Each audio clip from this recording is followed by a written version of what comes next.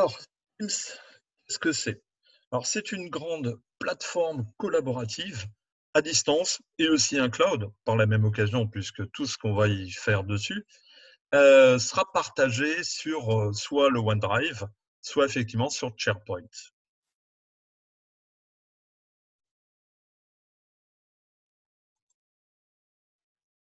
Alors, imaginez que vous ayez un immeuble avec des bureaux.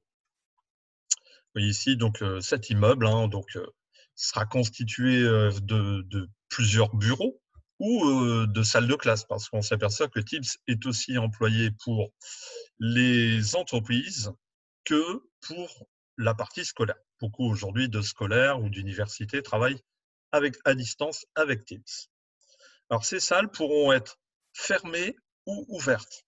Donc fermées, ce qui veut dire qu'on les sécurise. On peut donc sécuriser ces salles et éviter que les personnes d'autres groupes participent dans les salles ou permettre une interaction.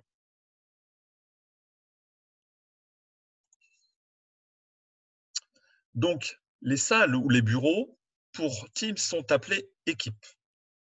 Donc ici des nouveaux noms puisqu'on va introduire la notion d'une équipe. Alors une équipe, qu'est-ce que c'est? Une équipe, c'est un groupe de personnes. Un groupe de personnes, une salle sera ouverte déjà 7 jours sur 7, 24 heures sur 24, ce qui permettra, soit pendant les horaires de travail, soit après les horaires de travail, bon, on pourra retrouver sa salle et l'équipe qui est dédiée. Nous, administrateurs, nous désignerons bien sûr les membres.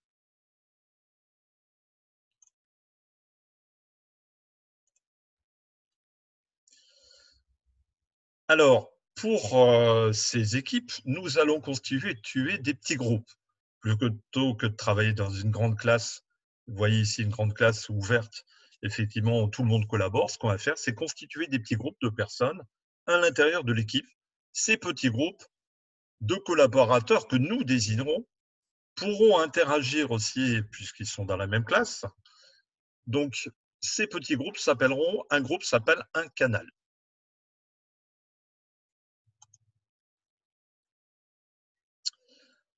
Enfin, pour constituer un travail collaboratif, donc pour que le canal soit collaboratif, nous allons, en fin de compte, nous, administrateurs, y apporter le nécessaire pour travailler. Donc, on y mettra les outils dans cette salle. On mettra effectivement, pour chaque canal, on pourra constituer des outils sous forme d'onglets.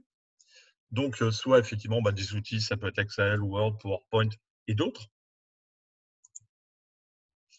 On y apportera les documents afin de permettre à l'équipe de collaborer.